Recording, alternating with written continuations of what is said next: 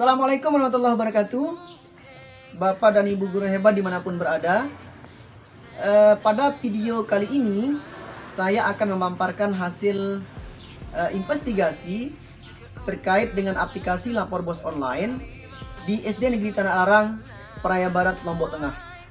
Untuk lebih jelasnya, mari kita simak pemaparannya. Bapak dan Ibu, saudara-saudara sekalian, sahabat-sahabatku dimanapun berada. Perkenalkan, nama saya Husni Jayadi. Saya mahasiswa MAP Pasca Sarjana Universitas Mataram. Izinkanlah pada kesempatan kali ini saya akan menyampaikan hasil investigasi terkait dengan aplikasi lapor bos online, di mana pada saat itu saya mengambil sampel di SD Negeri Tanah Arang, Kecamatan Praia Barat, Kabupaten Lombok Tengah. Adapun latar belakang, yang pertama, dana bos merupakan salah satu sumber dana yang berasal dari pemerintah untuk operasional pendidikan, khususnya di jenjang PAUD, TK, SD, SMP sederajat. Yang kedua, satuan pendidikan diberikan kewenangan untuk mengelola dan mengatur keuangan yang bersumber dari dana bos, mulai dari perencanaan, penggunaan, dan pelaporan pertanggungjawaban yang mengacu pada Permendikbud nomor 6 tahun 2021. Selanjutnya di bagian B di presentasi ini adalah batasan masalah. Batasan masalah yang dibahas, yang pertama, tujuan pelaporan dana bos. Yang kedua, langkah-langkah proses pelaporan dana bos online. Yang ketiga, teknik pelaporan dana bos online. Yang keempat, hasil investigasi pelaporan dana bos online. Yang kelima, kelebihan dan kekurangan proses pelaporan dana bos online. Nah, selanjutnya, tujuan penulisan. Tujuan penulisan pada presentasi kali ini adalah yang pertama, melanjutkan tugas di mana pada saat itu observasi lokasi kegiatan di SD Negeri Tanah Arang. Yang kedua, untuk mengetahui, memahami, dan melakukan penyelidikan atau investigasi mengenai proses pelaporan dana bos online. Bapak dan Ibu guru hebat dimanapun berada, satu persatu pembahasan dari kelima topik yang ada di dalam presentasi ini kita akan coba ulas. Yang pertama, tujuan lapor dana bos online. A.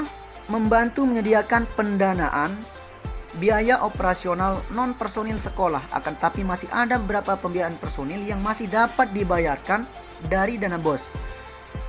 Yang B. Membebaskan pungutan biaya operasional sekolah bagi peserta didik SD, SDLB, SMP, SMPLB yang diselenggarakan oleh pemerintah pusat atau pemerintah daerah. Yang C. Meringankan beban biaya operasional sekolah bagi peserta didik SD, SDLB, SMP, SMPLB yang diselenggarakan oleh masyarakat.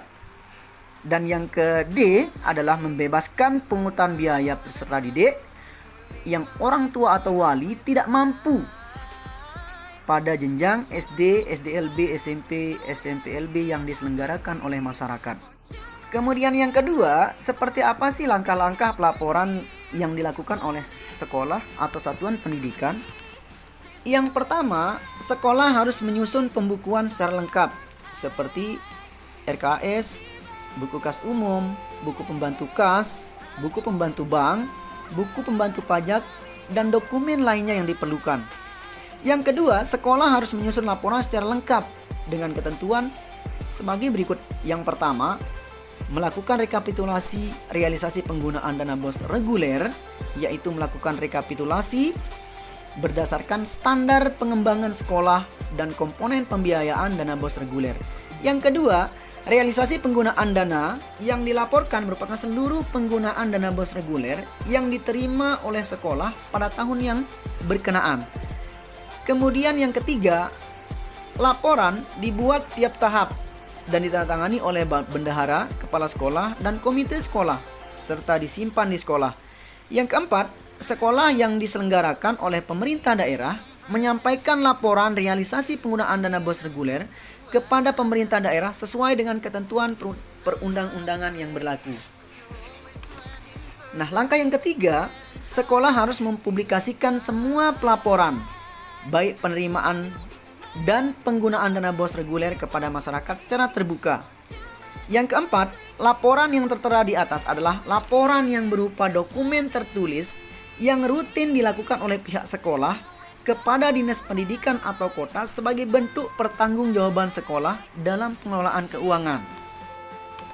Selanjutnya, seperti apa sih langkah-langkah yang dilaporkan oleh satuan pendidikan ke Kemendikbud melalui situs Kemendikbud http://bos.kemendikbud.go.id. Langkah pertama yang dilakukan adalah bendahara BOS di satuan pendidikan harus memiliki akun Dapodik yang digunakan sebagai alat login pada situs lapor BOS online. Kemudian yang kedua, pilih login dan masukkan username pada password Dapodik atau klik tombol login. Nah, jadi akan muncul seperti ini, Bapak Ibu. Kemudian yang ketiga, setelah klik sign in ya, tampilannya akan seperti ini. Selanjutnya, pada halaman tersebut terdapat menu yang terletak di bagian samping, yakni profil sekolah, lapor, dan logout. Tampak seperti gambar ini. Kemudian yang kelima, setelah itu klik menu lapor dan pilih tambah untuk mengirim lapor dana BOS. Tahun berapa yang akan dilapor, jadi akan muncul di sana. Nah, kemudian yang selanjutnya memilih tahun anggaran. Pada bagian ketujuh ini, setelah mengisi penerimaan dana pada form yang sudah tersedia seperti jumlah dana BOS yang diterima, kemudian sisa triwulan, dan total dana yang diterima, maka selanjutnya adalah Bapak Ibu mengisi penggunaan dana per komponen yang terdiri dari A. Kegiatan dalam rangka penerimaan siswa baru, B. Kegiatan pembelajaran dan ekstrakurikuler siswa, C. Kegiatan ulangan dan ujian, D. Pengelolaan sekolah, E. Pengembangan profesi guru dan tenaga kependidikan, F. Pengembangan manajemen sekolah, G. Langganan daya dan jasa, H. Pemeliharaan dan perawatan sarana dan prasarana sekolah, I. Pembayaran honorarium guru GTT, J. Pembelian atau perawatan alat multimedia pembelajaran, dan yang K, dan lain sebagainya. Yang kesembilan, klik tombol proses jika sudah selesai melakukan pengisian. Bagian keempat, teknik operasional penerapan IT dalam pelaporan dana BOS online di SD Negeri Tanak Rarang. Yang pertama, proses pelaporan ini dilakukan oleh satuan pendidikan. Dalam hal ini dilakukan oleh bendahara sekolah yang ditunjuk secara resmi dan diberikan SK oleh kepala sekolah. Yang kedua, pelaporan ini dilakukan menggunakan laptop yang bagus, yang memenuhi standar Bapak Ibu, kemudian prosesor yang cukup untuk mempermudah laporannya. Yang ketiga, didukung oleh internet yang bagus, sinyal yang kuat, karena dalam proses pelaporan secara online ini langsung ke pusat. Bagian yang kelima, hasil investigasi pelaporan dana BOS online di SD Negeri Tanak Rarang. Yang pertama, dari hasil investigasi yang dilakukan, dapat dikatakan bahwa proses pelaporan dana BOS online di SD Negeri Tanak Rarang, Kecamatan Praia Barat, dilakukan dengan prosedur yang tepat, pembukuan yang sesuai dengan juknis dan petunjuk penggunaan, serta perencanaan dana BOS. Yang kedua, dalam proses penyusunan anggaran, pihak sekolah melibatkan semua unsur guru, termasuk juga komite sekolah. Yang ketiga, adanya kolaborasi kerjasama yang baik dalam satuan pendidikan SD Negeri Tanak Rarang, yakni keterbukaan, sehingga menghasilkan pelaporan keuangan yang baik dan sehat berdasarkan petunjuk teknis. Selanjutnya, yang keenam, kelebihan dan kekurangan dalam proses pelaporan dana BOS online di SD Negeri Tanak Rarang. Kelebihannya yang pertama, proses dilakukan oleh satuan pendidikan langsung ke pusat tanpa harus melalui dinas pendidikan setempat. Yang kedua, laporan yang kita ajukan ke dinas pendidikan hanya sebagai arsip. Yang ketiga, dilakukan dengan mudah Yang penting sarana dan prasarana mendukung. Kemudian kekurangannya, yang pertama hanya pada kendala sinyal internet kadangkala kurang bagus sehingga menyebabkan sulit untuk masuk pada situs lapor BOS online.